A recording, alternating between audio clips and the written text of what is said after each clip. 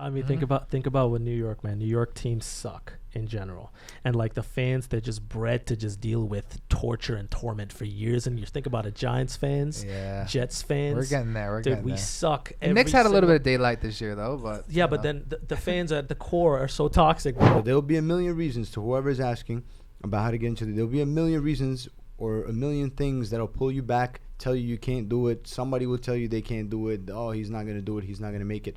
Ignore everything. Ignore the noise. Zero in on your training and treat every day like it's your last day. Yeah, venture hustles, life is really what you make it. Building up your brand is whatever you create it. Really ain't no limit. You just gotta love it. Working day and night, it's all about the venture hustle. Hey, venture hustles. Time to take it to the next level. Let's go. Welcome back to the Venture Hustles podcast. This is Saj and Jack. We are your co-hosts of the show. And today we have a very special guest. This is a man who is rapidly making a name for himself in the world of mixed martial arts. His strength, agility, and spirit have propelled him into the UFC as an up-and-coming fighter. With an upcoming fight scheduled for July 15th, 2023, he's here to share with us his journey and what it truly takes to compete at the highest level of MMA. So please join me in welcoming the formidable Black Wolf, Nazim Sadykhov. Thank you, guys. Thank you for having me. Hey, man. Absolutely. Thanks for coming through. Absolutely. We appreciate you. You're the first. We were talking about this. You're the first combat fighter that we've ever had on the show. So this is we just launched season 2. So this is a great start. That's awesome, man. It's a pleasure. Yeah. I mean, especially being like two, mixed martial artists, like fans and MMA fans. I mean, we're so excited to have you on, man. We can't wait to start talking with you and discussing everything. So, likewise. I guess let's kind of jump right in, shall we? Yeah. So, Nazim, I mean, that was the most brief intro I could give you. So, I guess anything you want to kick it off with, so people can kind of know a little bit about you. You mentioned me being the first combat athlete that you guys have on the podcast. It's a pleasure. I guess we'll have a lot of things to talk about if that's the case. Oh, yeah. A lot of areas that you guys probably haven't discussed yet. So my career in the UFC just launched last year. Pretty much, I got signed off of Contender series. I got a 3rd round KO off of that show, and that's a show hosted by Dana White. It's called Dana White's Contender series, and they pretty much sit down all the president himself, Dana White, and the matchmakers sit down with him, and they check out prospect fighters, and we pretty much fight for our contract in the UFC. And thank God I got my victory, and I just had my debut in February, and here we are, second fight in the UFC. I'm 2-0 so far, basically, with the promotion, if you count Contender series. And this will be my 3rd fight, and it's an exciting one. I have a pretty big name, pretty exciting fight ahead. Oh, yeah. And we're 6 weeks out, so I'm excited for that. I mean, time's ticking, man. You don't have much time. Yeah, man. It's insane. Last time we met you, it was a couple weeks ago, and I don't even think this was booked yet then. No, right? no. We were discussing it, but it wasn't booked. You were telling me that you had something in the books, and you said July. It's like your agents knew there was something happening, but it wasn't set in stone.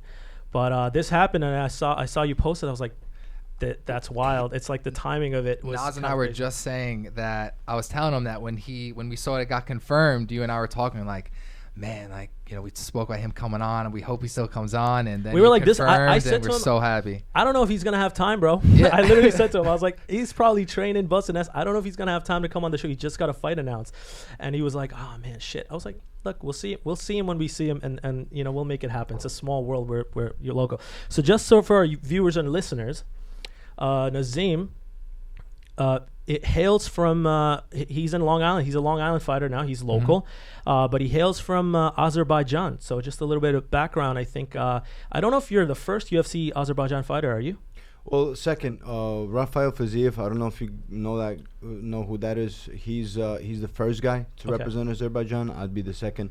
Okay. Bottom line is there's not a lot of us. There's only 2, so it's That's awesome. big weight to carry on your shoulders. Yeah. But we're doing it, man. I do it with a lot of pride. Yeah, I'm a Brooklyn guy for a long time. I pretty much grew up in Brooklyn. Like I went to school in Brooklyn and everything, but I just never forgot where I came from, and I represent both worlds, I guess. It's just the flag that you guys see me come out with is the Azerbaijani flag, but I'm just as much of a New York guy as I am Azerbaijani guy. But I just promised myself all the way back from amateurs that I was going to represent Azerbaijan when I was in the UFC, and here we are. Love that, dude. Oh, that's amazing. I think that makes you like 10 times more of, I don't know, man. That there's something about that when you come out with that flag repping a country. I mean, Azerbaijan is a small country, right? Small nation. Yeah. I mean, imagine like as you're climbing the ranks, man. Imagine how they're gonna feel. Like it's possible. That's what happened with Conor. Got the whole so nation many behind you. Yeah, it's like there's not that many. I mean, I went back home over the summer right after I got my contract off Contenders. Okay. And the reception is much different than here. Here, I have been getting noticed in a lot of places. Like, it would be like one at a time. It's usually like the younger guys that watch UFC, huge UFC fans. I got a call from a bunch of kids from England the other day too. This is like 2 days ago. No. I was just chilling after training, just hanging out watching TV, and I get like a FaceTime call from emails, from like a group of emails. Oh, it was like no. 4 or 5 emails, and I'm like, what is this? You know, and I reject it. I get it again, reject it, second time, third time. On the fourth time, I finally pick up. I'm like, hello? What do you want? And like, Nazim, we're huge fans. We're from, where'd they say they were from? I forgot where they, Winchester, Windhill, something like that. Yeah, Someone they've from got England. some Yeah, interesting some small names. city from England. So, That's anyways, sick, dude. it felt great. Yeah, I it can felt only great to imagine. get fans all the way from over there. Wow. I mean, you just so made it to the exciting, too. UFC, man, and you just won you won your fight in the Contender series. You're coming into UFC Fight Night coming up. I mean, you're making all the positive moves as you kind of progress. It's gonna get crazier and crazier, right?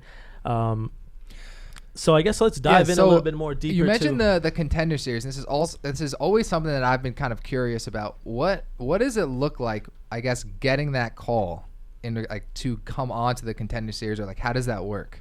I remember where I was. This was April of 2022, and I was literally in the gym. Where else could I be, right? Love that. Yeah, I was in the gym, but I was getting like a lift in. I just did some sprints. I'm getting a lift in, and I think it was a call. Yeah, my manager, Dana Rubenstein, he called me, and he's like, Contender Series, August 16th. And I just stopped for a second. I'm like, okay, cool. And I was shocked. I wasn't shocked. Were you nervous?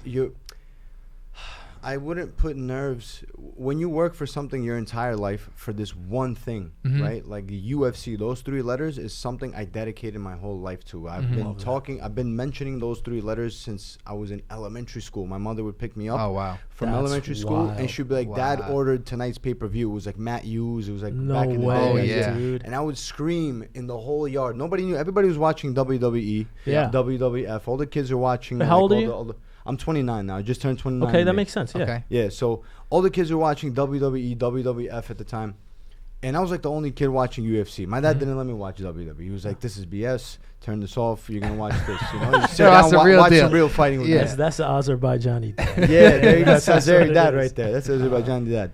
So she would pick me up, and I was getting excited about the UFC all the way since then.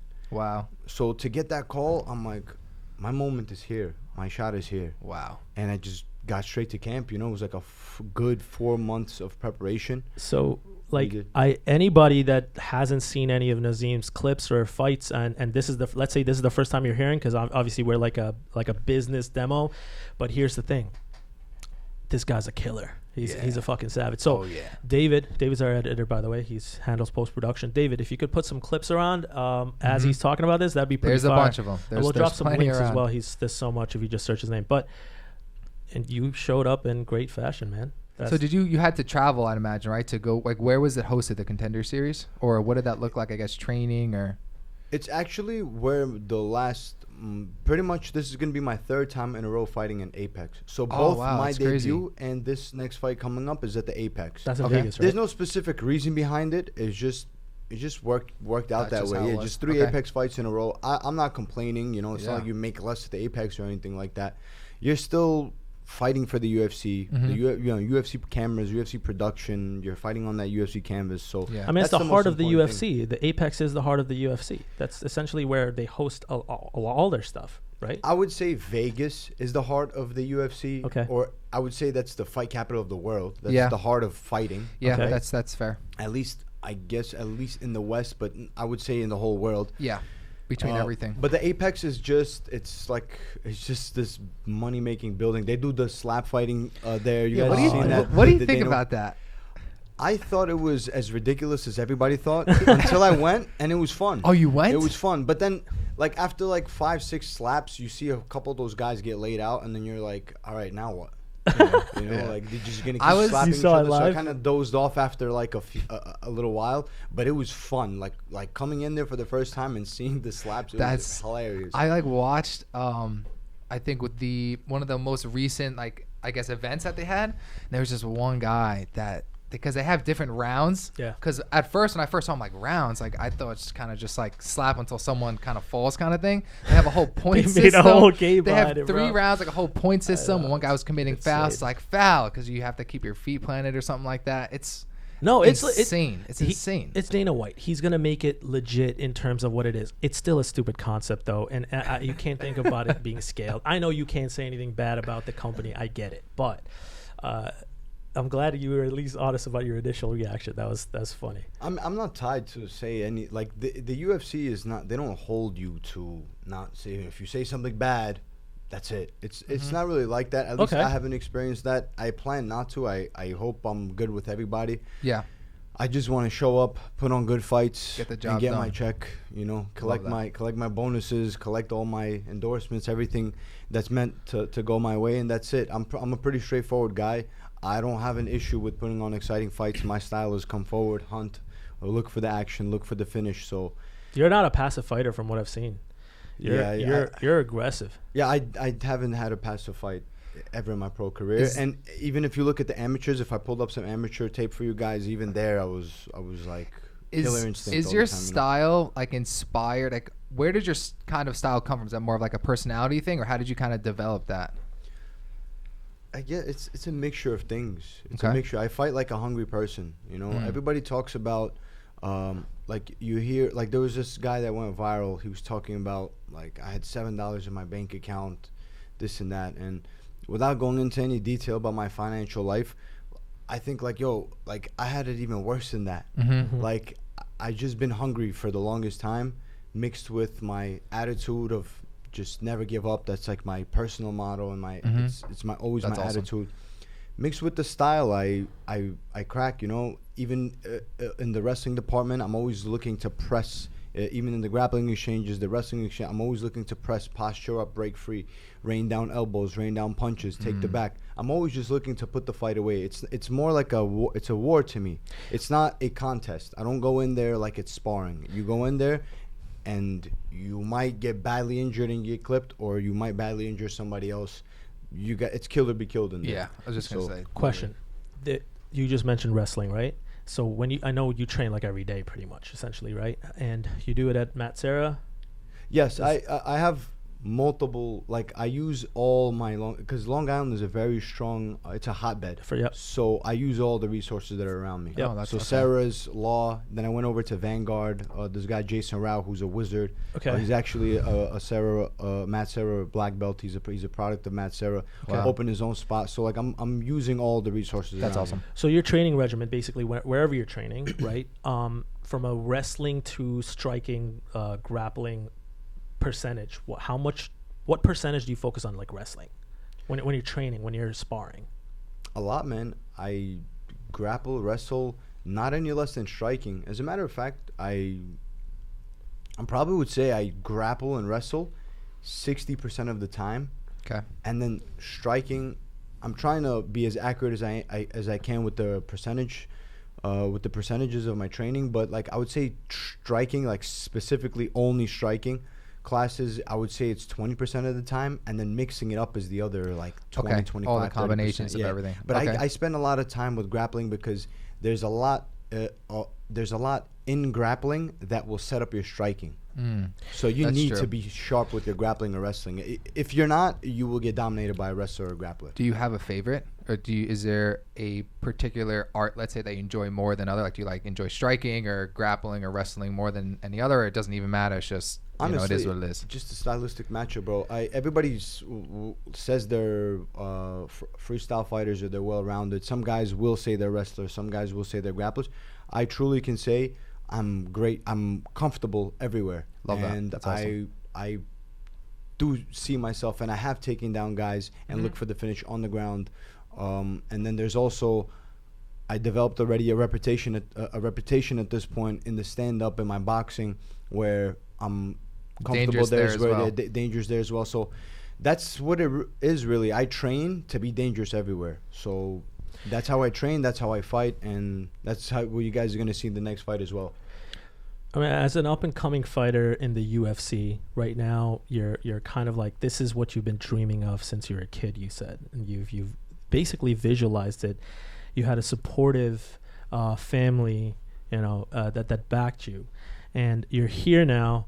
What are the pressures? What are the expectations you're facing, if any? Like, I just don't mean for yourself, but let's say from family, from society, from just anything. If you are facing any, what would you say they were? Listen, every fight, like, it's all good and dandy when you're winning, you're celebrating all your wins, and you have this great reputation. But things can change like this. Life, it's not that I had a terrible life or something, but life humbled me before it put me in this position. I didn't fall from the sky as a UFC fighter. I had to go through a lot of trials and tribulations, a lot of not having enough, a lot of wanting better, a lot of discomfort. So to be who I am today and to be in this position, I had to overcome a lot. And you face that with every fight. Like, it can all change in one fight in this game. Yeah. The same way that, I won. I got fight of the night last time. This time, God forbid, it can go the other way. Yeah. You just never know.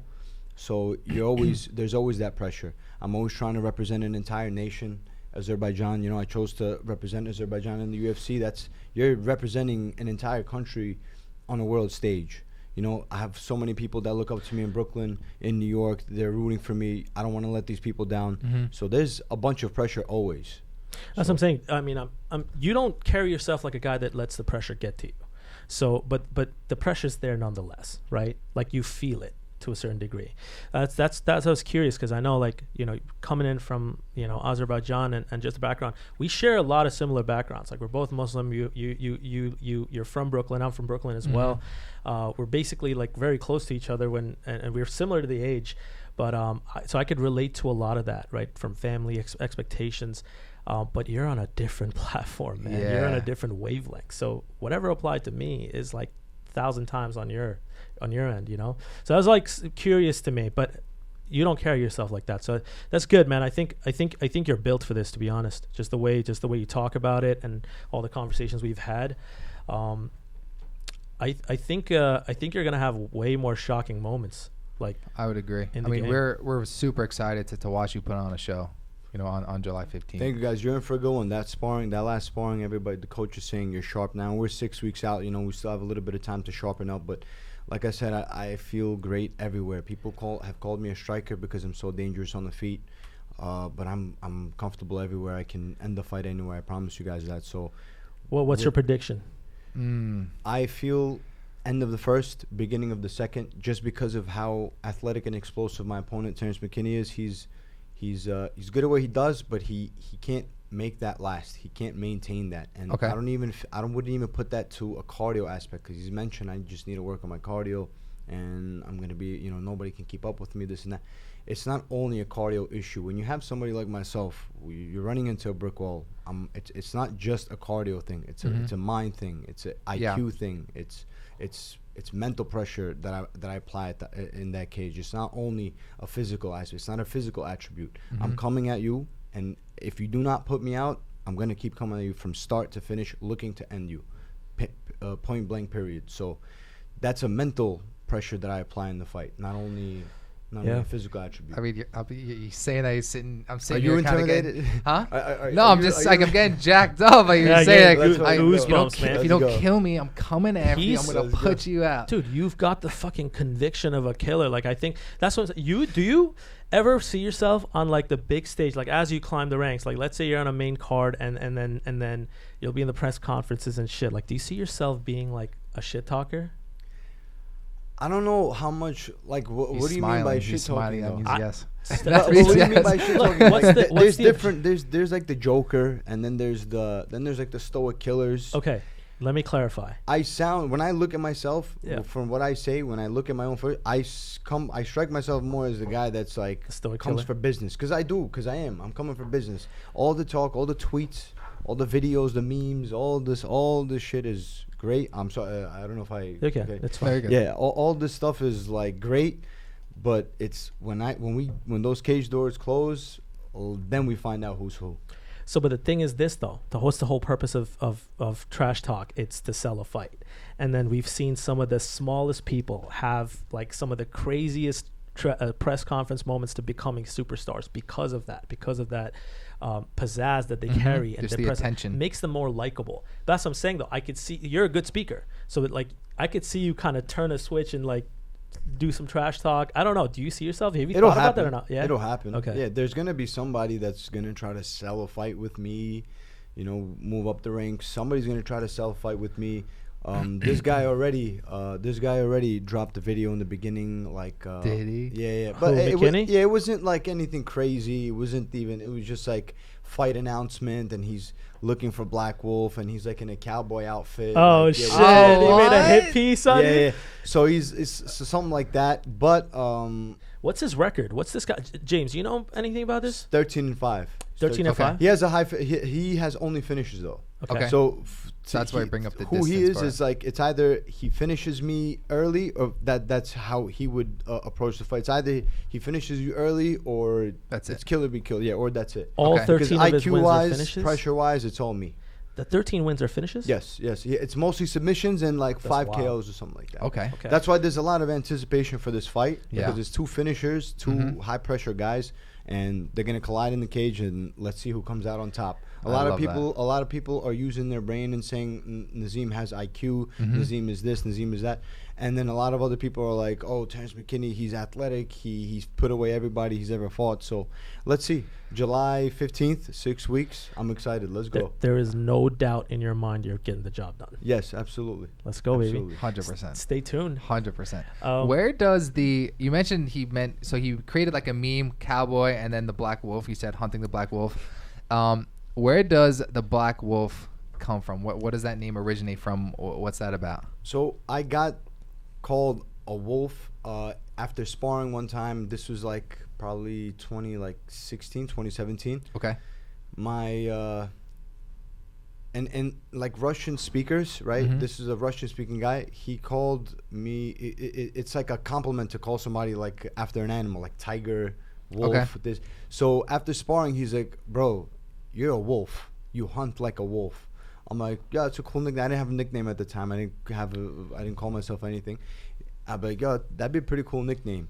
And then Black Wolf. I always liked wolves. Like I was always. Yeah. I'm not a specialist or anything, but I guess you can say studied enough wolves to understand that there's different breeds, and then there's different continents. There's different wolves.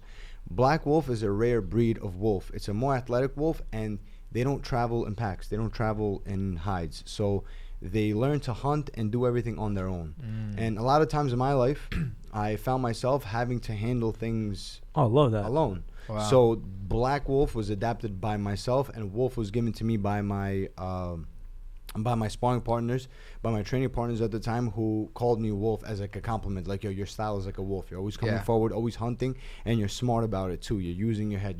Because a wolf is tactical. It's a high IQ. It's a tactical attack. It's not like a force, like a gorilla. A tiger, or a lion, where it's like very egoistic and very prideful, and there's not much very calculation behind it. Yes. Tactical. I mean, there's a plan. That's super meaningful, man. It's a lot. That's great that you actually have like a decent backstory behind it. It's a lot better than Dustin the Diamond Poirier. I'll tell you that. Like I don't even know what that. But it's cool means. too. It's like pressure makes diamonds. You know.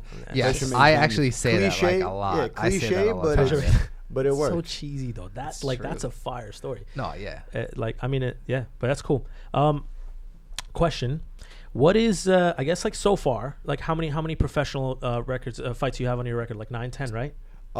This will be my 10th pro fight. Okay. And would you say anyone's that stood out that is like the toughest opponent that you've had till date? If you had to name one. Dude, the thing is, my fights are like, they've been all like just Easy? no. Not by any means. I did not have an easy road at all, actually. I've gotten some solid guys. I've gotten some tough cookies that stayed in there, fought back, pressured back. I didn't fight those guys that were ready to fall before I even with a feint. I fought the guys that were ready. I would drop them, they would get up, and they would come crack me. Evan Elder, my last fight, was by far like IQ wise and just toughness wise and technique wise, he was a guy that put it together very well. So Evan Elder, shout out to him. Him and I stayed on good terms after the fight. I even tried to train with him. I was in Florida recently, and we were keeping in touch. I left right around the time that he was flying in, like the next day. Okay. So I didn't get to. But that is the toughest fight I've had to date, of just stylistically. Interesting. How long ago was that? That was in February. That was the last one. Okay. That was the last one. Yeah, it was under the UFC banner already. Yes. Wow. I was curious because I mean you I feel like you're fresh. You've got all these different experiences so far, but it's I feel like that you're just scratching the surface, you know. So I guess since you've got a fight coming up in like 6 weeks, walk us through your training regimen. I guess like how are you prepping for this? Any methods, any unique techniques to make sure you're locking this victory down? Just cover all areas, honestly. I this week had tons of grappling, tons of wrestling, pad work, striking drills, MMA drills, live boxing sparring, and then today was MMA sparring. So I'm boxing sparring once a week and MMA sparring, and then other days I'm rolling and wrestling live. So there's a bunch of live work, and live is, by the way, it's when you and I like straight wrestle. Drilling is when we're doing repetitions. We're going through the motions, but it's controlled. We stop. We don't really. There's no resistance. It's like if you and I decide to drill, I'll say let's drill some double leg takedowns. I'm just taking you down. You're letting me do it, just so we get the reps in. But live work is like when you and I just straight up pound hands we're going. and we're going. Okay. So I do that multiple times a week, and then I listen to my body. I try not to overdo it because this workload is crazy. Like preparing for a professional MMA fight, the workload is crazy. So you need to tone it down at times, turn it up, chill out. Now, day rest, 2 days rest. Okay, because I was gonna ask you, let's say out of the 7 days, right? I'm imagining you're training for at least 5, probably more towards 6, like you were kind of mentioning before. From a daily basis, are you training for what, like 5 to 8 hours a day? Or like how much every day, let's say, would be consumed of training? Or do you do any sort of like film work based on your opponent? Or what does that look like normally for you? Do I watch film? Like like film work? Our coach and I have sat down multiple times, and we're going to continue to sit down and just keep catching on to new habits of my opponent. We don't spend too much time on that because I don't want to get over obsessed with what my opponent's doing. That's true. And then be sharp and be best at what I'm doing. And that's just keep note of some of the things that he tendencies, does. The habits. Yeah, just know when to go, know when to slow down, know when to shoot, know when to stand, know when to pressure, know when to sit back. So I study, but I'm not like, I don't sit down and watch hours of tape. That's not my thing. Do you have any superstitions that you do before, whether it's like on pre-fight night rituals or my father does. I don't really. I more so why. Like I don't like to rely on the superstitions. Like oh no, I didn't grab my green pants today. Oh no, I didn't get my hat. And then it's like then you're already like bugging funny. Yourself. With me, I just tell myself this fight could take place in the parking lot right here. This fight could take place in an elevator, or it could take place in the UFC octagon. I'm gonna smash this guy. Doesn't matter where. Doesn't matter how much hours of sleep. I've fought with 3 hours of sleep before as well. Wow. And it was first round. This fight in particular that I'm talking about was a first round KO. So like if you it doesn't matter. Psych yourself out, it'll have an effect on you. If you just tell yourself and understand that the fight's gonna go the way it's gonna go, regardless of where and when, or what pants you're wearing, or what superstition you did or didn't do. That's it. My dad puts water after me. It's actually on the UFC documentary. Oh yes, I watched that. Yeah, yes, yeah, I yeah. saw that when he was explaining. It's kind of like a tradition. Yeah, it seemed it's like. not a religious thing. It's more like where he's from. He's from Baku. We're from Baku, Azerbaijan. It's a cultural thing. Yeah. Yeah. So it's kind of like a old school people from Baku. They do that kind of thing. Yeah, like you were walking down the hallway and I just see. Yeah, whenever you're going on a journey, or whenever you're going on some sort of voyage, it's kind of like good luck. May only water follow you. May only pure water follow you. That's kind of the idea behind it. You never know, man. Maybe your dad throwing that water at you might be getting you all those wins. He better keep throwing. We're doing something right. Yeah. What is your end goal, dream scenario as a fighter or a UFC fighter? Like if you had to close your eyes, right? And let's say we're about to go hit the sauna session. We're going to have something really calm and nice right after this. And you're meditating and you're thinking about you're visualizing your end dream scenario of like the big glory, if there is one. What would you say that is? What is your... Obviously, the same goal that every fighter that gets into the sport has, it's to be world champion. So how, in what way, or how it's going to happen, I just want to have that belt around my waist at one point or another. Mm-hmm. I don't know how, I don't know when, but that belt is going to go around my waist. And that's first and foremost. That's why we're in the sport. And then other things, of course, make my country proud.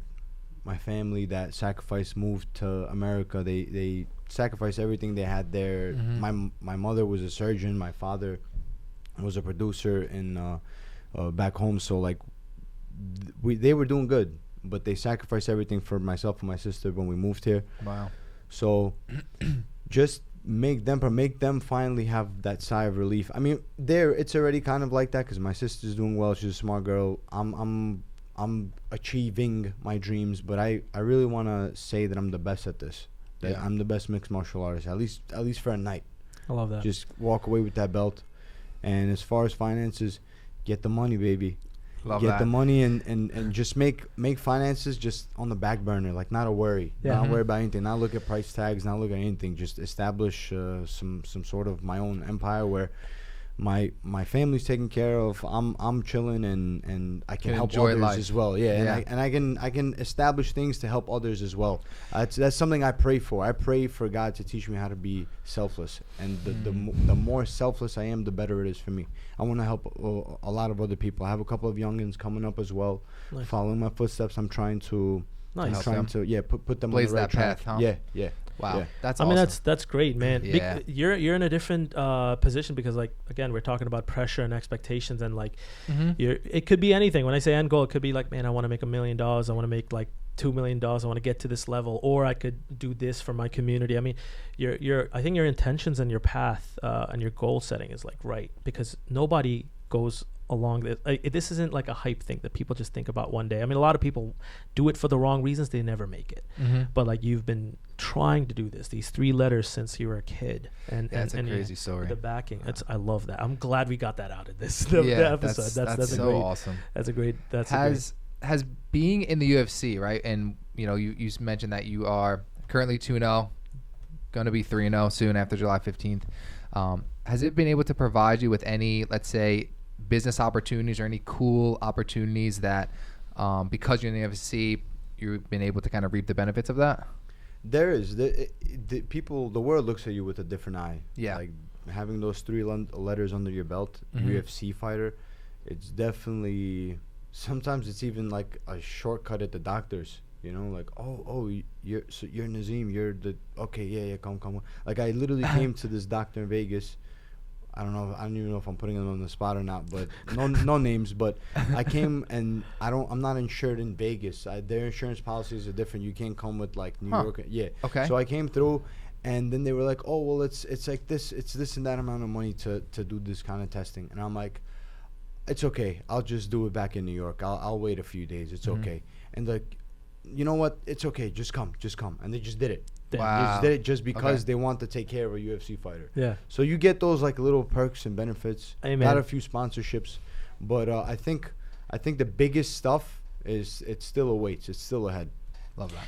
No, that's perfect, man. I mean, sometimes it's okay. I've got a lot of my family is full of doctors and engineers, as you know, brown families. That's how typically it is, South Asian families.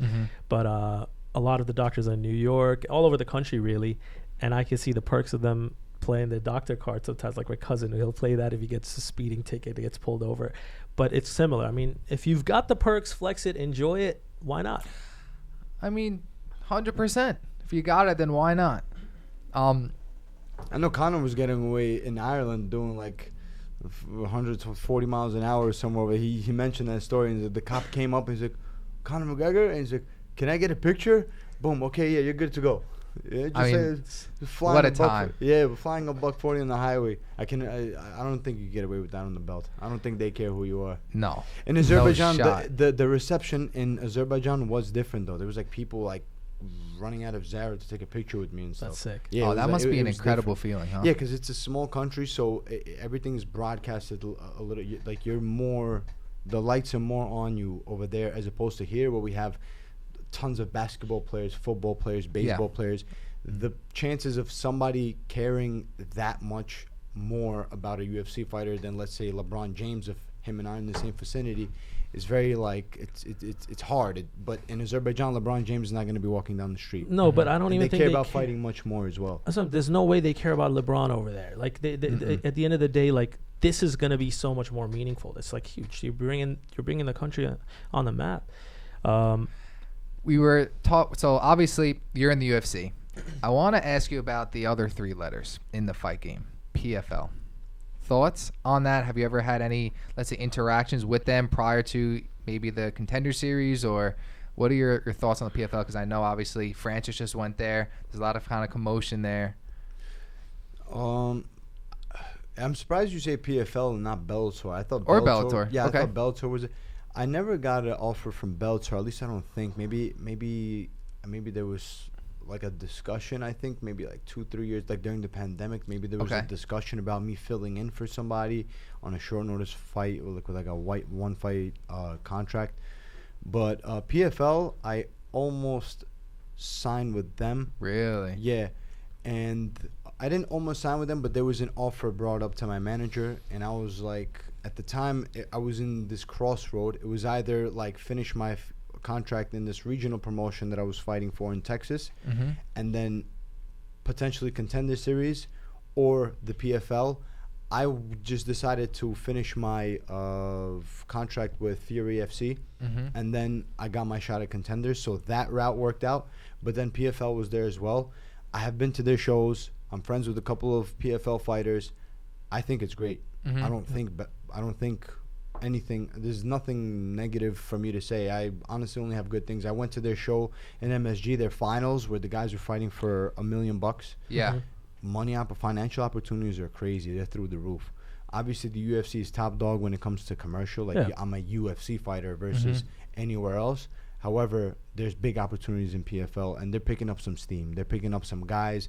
Before, it used to be that like Bellator picks up a lot of old UFC guys and then just make freak matchups. But recently, all these other promotions, they've been stepping it up, building their own prospects, or taking guys even in their primes, and then giving them the money that they wanted, or whatever their contract obligations were. And now these guys are fighting for these promotions. So they're definitely picking up some steam. They're definitely on the radar. I still think that the UFC, for where it stands, I still think they're years ahead of everybody else. Even if they go downhill today, it's going to take them years to completely just be overthrown or overran by somebody else. That's just how I see it. I would completely agree with that. I mean, when you got someone like Dana White, that's at the helm there. I mean, he seems unstoppable. So let's switch gears for a second. Okay. Let's bring this on brand with Venture Hustles. Okay. Now that we've got some foundation stuff out of the way with This Mr. coffee is amazing, by the way. Is it good? Yes. Okay. Right amount of milk, right amount of cream. Love that. Glad. Especially made. He's got a fight coming up. Got to keep count of the sugar and the weight here. Yeah, I mean that's actually like half and half creamer. It's like not even that bad. It's like, it's a little bit is fine, especially after a sparring day. You can put some calories back in. It's not that big of a deal. So shifting back to focus. Let's switch gears. So Venture Hustles, where this platform is to basically help anybody that's looking to start their own brand, their own business, their own venture, or do their own thing, like you. Be able to provide some insight, navigate them a little bit. Now, before we kind of dive into that, if you were never to do UFC, let's say that wasn't even in the picture, right? What do you think you'd do instead? It's a hard question to answer because there was probably, like, my circle of friends. I have a large circle of friends who I actually grew up with, and we're still friends to this day, and we're tight. Like, sometimes people usually say, like, oh, you can only have 1 or 2 real friends. I can't say the same. I truly have a big group of amazing people around me that, and they're all well off. They're all doing really good.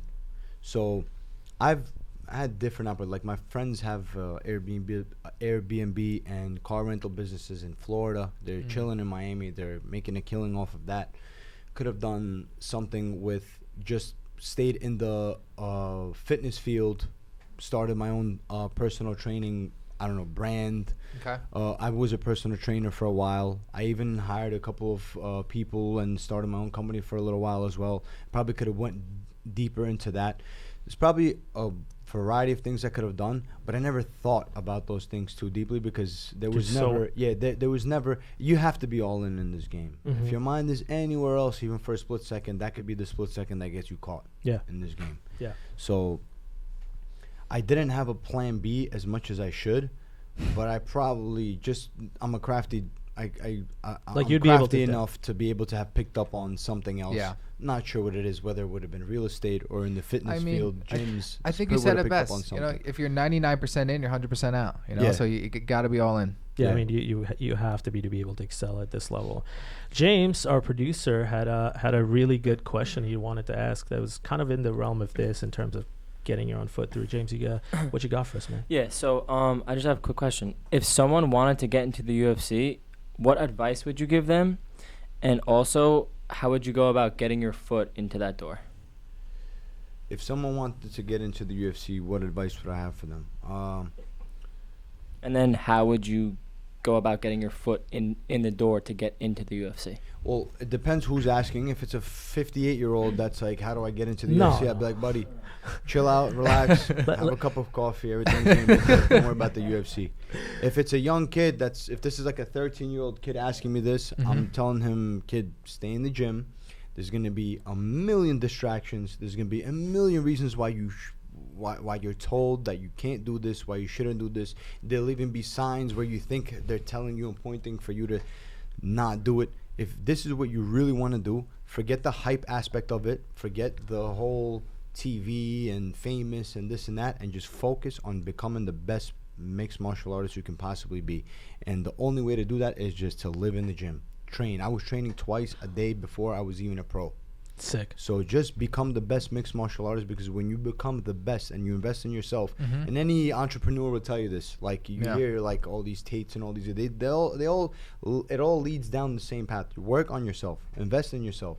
So you want to be in the UFC, invest all your time into your martial arts, into becoming a better martial artist. And when you become a good martial artist, that will pay your bills. That will carry you. That will give you opportunities. I didn't get my Contender series and then my UFC opportunity because I talked my way into it, or because I was a hype fighter, or I created a bunch of hype. I did it because I was a good mixed martial artist. Getting this fight and then the fight after this and everything I'm ever going to achieve, God willing, in this sport is all going to be due to the fact that I worked on myself. I invested everything I had into this craft, and I made it happen. So there'll be a million reasons to whoever's asking about how to get into it. There'll be a million reasons or a million things that'll pull you back, tell you can't do it. Somebody will tell you they can't do it. Oh, he's not going to do it. He's not going to make it. Ignore everything. Ignore the noise. Zero in on your training and treat every day like it's your last day. Love that. I mean, that I think that applies to all walks of life. Honestly, that's great advice. Great. That's feedback. in anything you do, to be honest with you. I mean, what I give, I'm not a real estate entrepreneur or whatever, but would I give any different advice to like a guy trying to be a real estate mogul? No, you have to invest your time into real estate. You want to be a real estate agent? Yeah. Real estate. Podcast. On that note, though, like that mindset that you're talking about, it's all mindset, right? That applies to everything. Like, you want to excel at anything else in life, you have to have that killer mindset of just investing in yourself and just building up your stock. We talk about this all the time in different episodes because it's the foundation of every. It's you versus you every single day, hour, second, minute. It's you versus you. Yeah. So yeah, I mean couldn't have said it better. Yeah, no, that's good advice, good feedback. So you mentioned, I think briefly, right before we, I guess, started filming, you got some merchandise coming out. I'm not sure if you want to speak about that a little bit, or would love to share that with the community and talk about it a little bit more if that's something you want to talk about. Yeah, I'm collaborating with a brand called Notorious Pulls. It's these guys based out of Brooklyn. They make some dope gear. Love that. I asked them to help me out with releasing my Black Wolf gear. I released T-shirts. I released T-shirts once in 2020, and I really haven't released anything since then. So this is gonna be like a big return in my in gear in the clothing I release. It's gonna be hats. We're gonna start off with some hats that's already in production, and then we're probably gonna move on to obviously like T-shirts, sweats, all that stuff. It's all gonna come. It's all coming throughout the summer, post summer. Okay. I have a few things coming this year, but the first thing coming is the Black Wolf hats coming soon. When is that? It'll probably be ready before the fight. Okay. We'll have it a week. It's right around the corner. Week, a week or fight week. We'll have it ready on the Notorious Pulls website. Where can website. people find it? Okay, where is it? Notorious Pulls. I'll send you guys a link. Yeah, yes. I'm sure you guys can throw on. We'll put on the description and everything. 100%. We'll throw it on. I mean, we're also gonna blast your socials pretty much wherever people can find you. We'll cover that towards the end. But that's awesome, man. That's cool. That's exactly what this is. You're kind of going into that merchandise using your brand and everything that you've built. That's, I think, first of many as you progress. So as we I guess start to wrap up here, do you have any other questions? I know I have like a particular segment here that I want to go over like at the end. Okay, yeah. So if you want to go ahead. Well, if you would change one rule in the UFC, what would it be and why?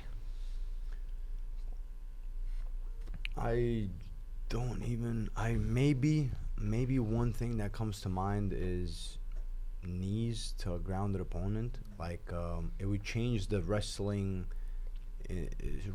versus striker dynamic. Like strikers would gain a huge upper hand, and it would change the way wrestlers wrestle in MMA. Because there is no knees to the ground opponent, like a lot of guys will literally just shoot at your waist and just hold you there and chill there and steal minutes in the round. However, the judges themselves, they have been critiquing that much harder, and they haven't been so high on takedowns as much as they were.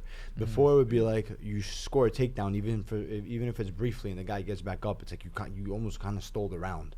It was almost equivalent to like a knockdown. Wow. That's how highly they treated takedowns. It's not like that anymore. You see guys like taking somebody down, the guy gets up, but the guy that's like scoring more damage or landed more significant shots is the one pulling away with the round. So the judges are working on that, but if there was a rule, it would be that. But I'm not crazy about changing that rule either. I look at this as like I grew up on this rule set.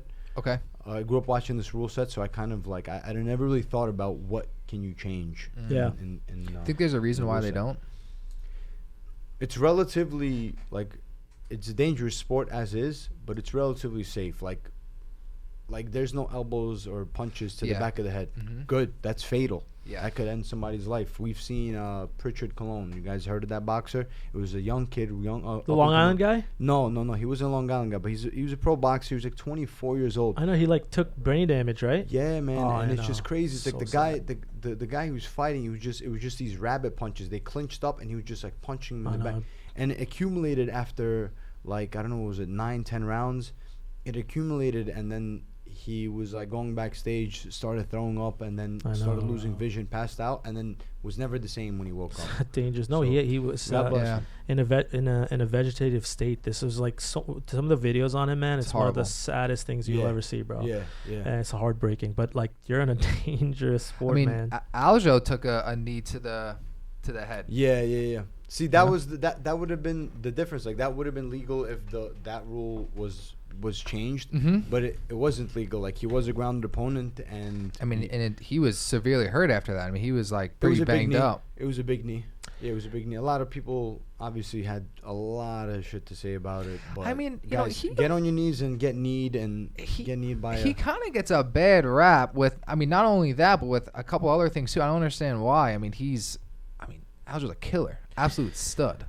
So on that note, with Aljo, you train with Aljo, right? And you're basically like actually we're gonna question if you had to put him on a scale, right? He's because he's on an astronomical level now. He's rising, right? I mean, he's been in a main event, and I think he's been building. He's the champion he's defended it twice. Yeah, three times. Yeah, I think it was two or three. It was Jan. He beat. He did Jan.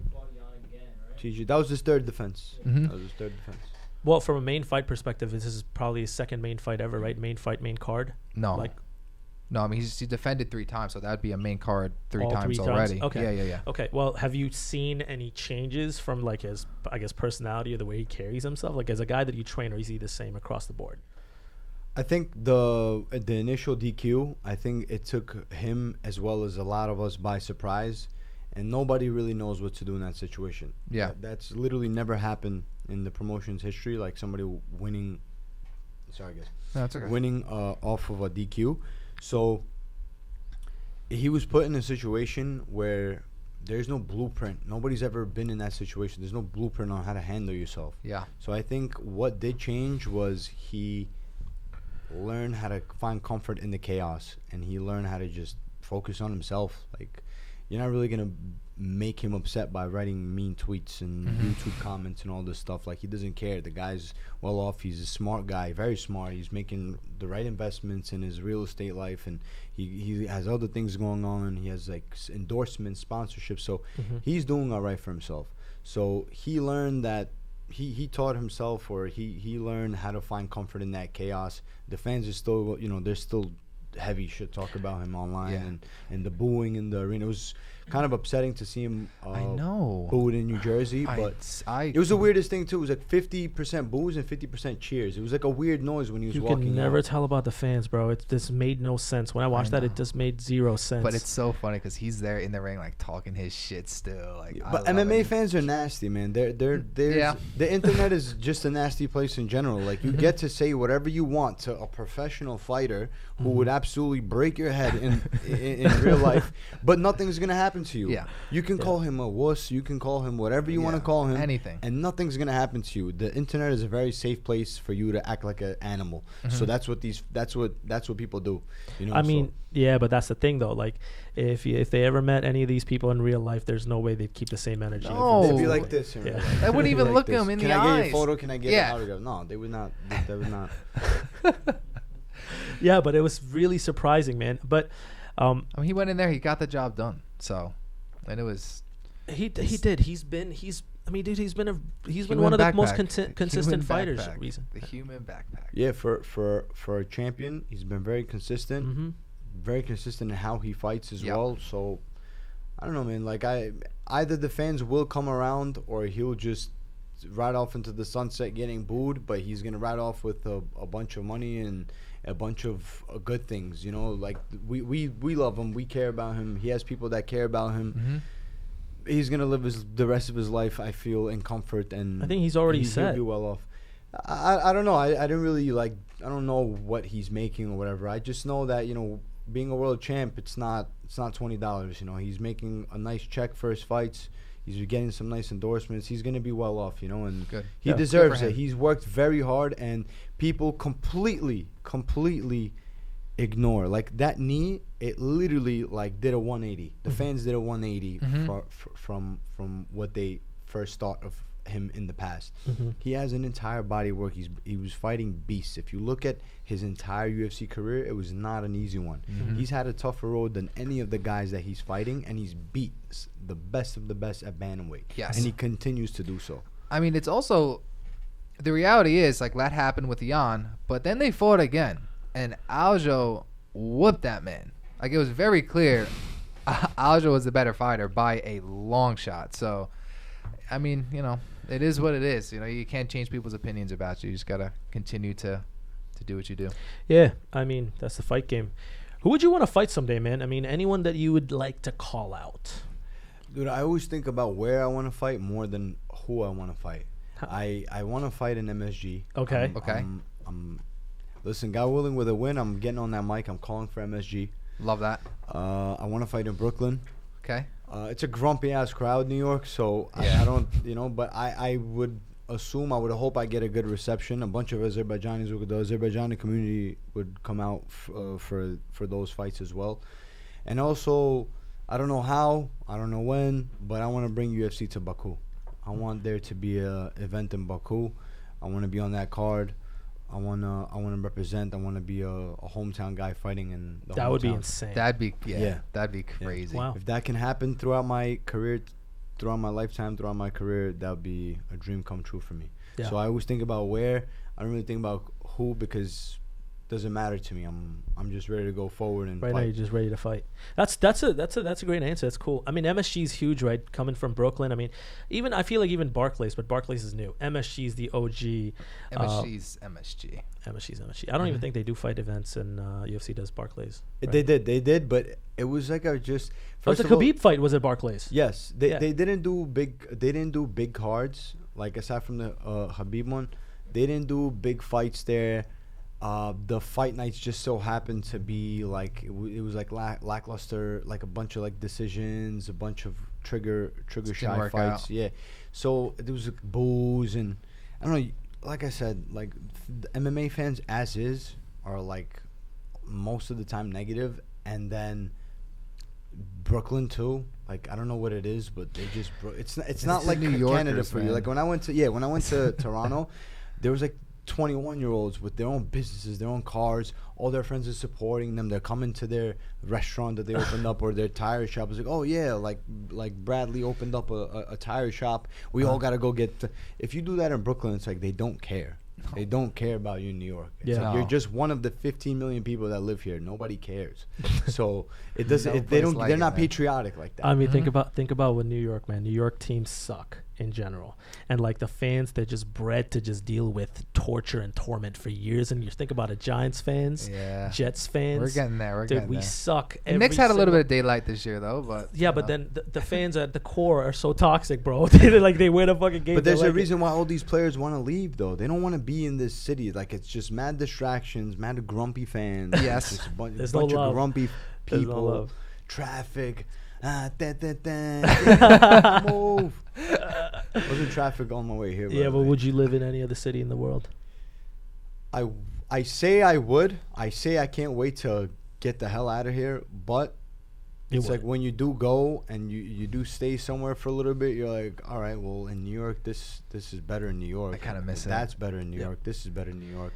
You compare So- everything to New York. You love New York. At It the is end the of the capital day, of the world at the end of the day. Yeah, I mean, other than Baku, if I'm saying that right, it would be home for you. Yeah, from yeah. Brooklyn, so it Yeah. makes sense. I mean, you want to hit him with some of your your interesting segment here. surely. So I kind of want to walk you through let me see here.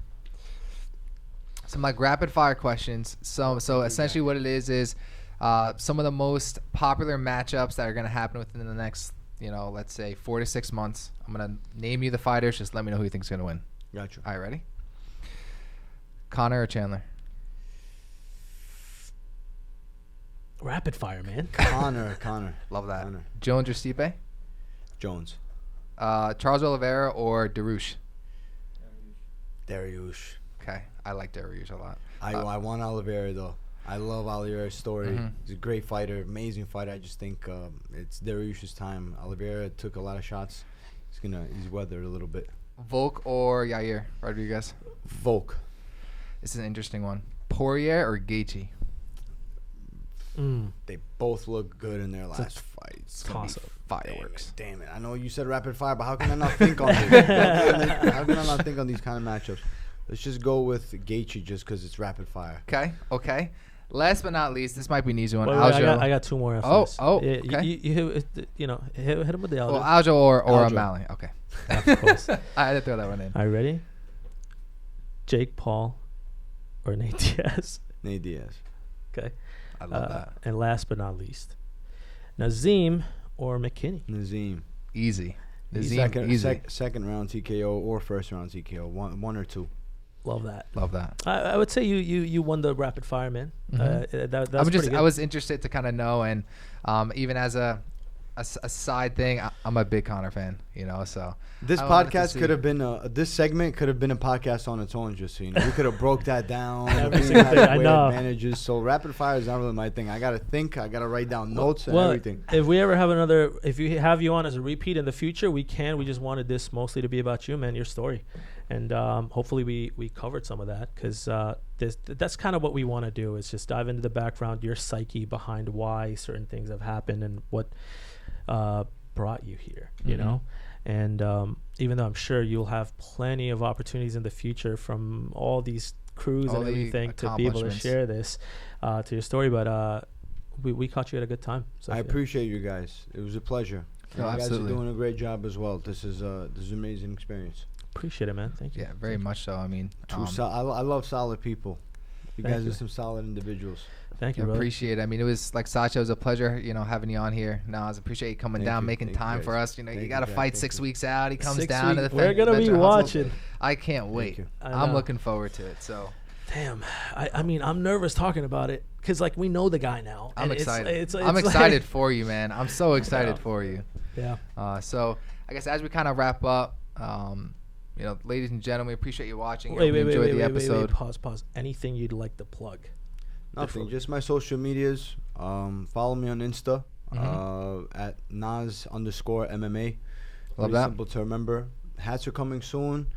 Big fights are coming soon. That's it. Keep an eye out. I mean, we'll drop the links below in the description and everywhere else once you text us that.